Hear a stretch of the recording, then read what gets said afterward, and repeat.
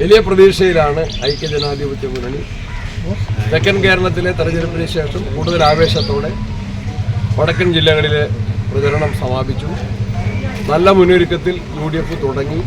നല്ല നിലയിൽ തന്നെ പ്രചരണം അവസാനിപ്പിക്കാൻ സാധിച്ചു. തികഞ്ഞ വിജയപ്രതീക്ഷയിലാണ്. സർക്കാരിൻ്റെ ജനദ്രോഹ നയങ്ങൾക്കെതിരെയുള്ള വലിയൊരു ജനവിധി ഉണ്ടാകും. അതിനുവേണ്ടിയാണ് ഞങ്ങൾ പ്രചരണം നടത്തിയത്.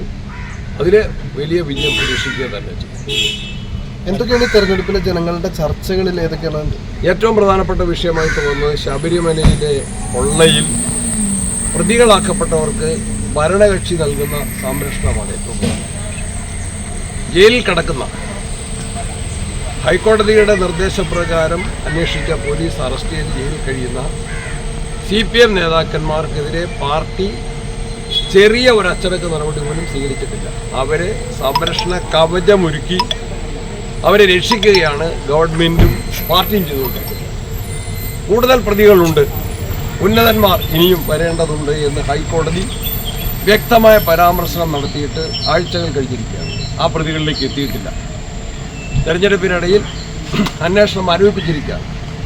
നഷ്ടപ്പെട്ട കോടിക്കണക്കിന് രൂപയുടെ സ്വർണം തിരികെ പിടിക്കാനുള്ള നടപടിയും സ്വീകരിച്ചിട്ടുണ്ട്. ജനങ്ങൾ ഇതിൽ വലിയ പ്രതിഷേധമുള്ളവരാണ്.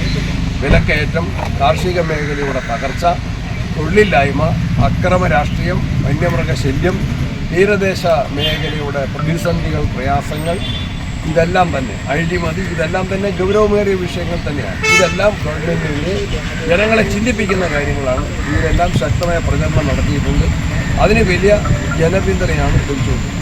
ഈ സ്വർണ്ണക്കൊള്ളയിൽ മന്ത്രിമാർക്കുപരിയായി മുഖ്യമന്ത്രിയിലേക്ക് ഉൾപ്പെടെ, അതായത് അത്തരം വലിയ ഉന്നതരിലേക്ക്, മന്ത്രിമാരെന്ന് പറയുന്നത് മാത്രം ചുരുക്കുന്നതിൽ അർത്ഥമില്ല, അതിലും വലിയ ഉന്നതരിലേക്ക് അന്വേഷണം പോകുന്നതുകൊണ്ടാണ് ഒരു നടപടി പോലും എടുക്കാറ്. അത് ഹൈക്കോടതി തന്നെയാണ് അതിന് വ്യക്തമായ സൂചന നൽകിയത്.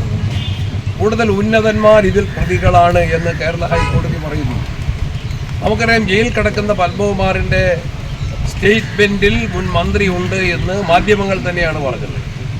എന്നാൽ പിന്നീട് അദ്ദേഹത്തെ ചോദ്യം ചെയ്തിട്ടില്ല, ആ മുൻ മന്ത്രിയെ ചോദ്യം ചെയ്തിട്ടില്ല. പ്രതികളാക്കേണ്ടവരെ രക്ഷിക്കുന്ന കാര്യമാണ് ഇപ്പോൾ ഗവൺമെൻറ് ആലോചിക്കുന്നത്. പാർട്ടി നടപടി സ്വീകരിക്കാൻ ഭയപ്പെടുന്നത് പാർട്ടിക്കാരായ നേതാക്കന്മാർ ഉൾപ്പെട്ട അവരുടെ പേരിൽ, പ്രതികളുടെ പേരിൽ, നിലവിൽ പ്രതികളാക്കപ്പെട്ടവരുടെ പേരിൽ നടപടിയെടുത്താൽ അവർ കൂടുതൽ കാര്യങ്ങൾ വെളിച്ചത്ത് പറയും.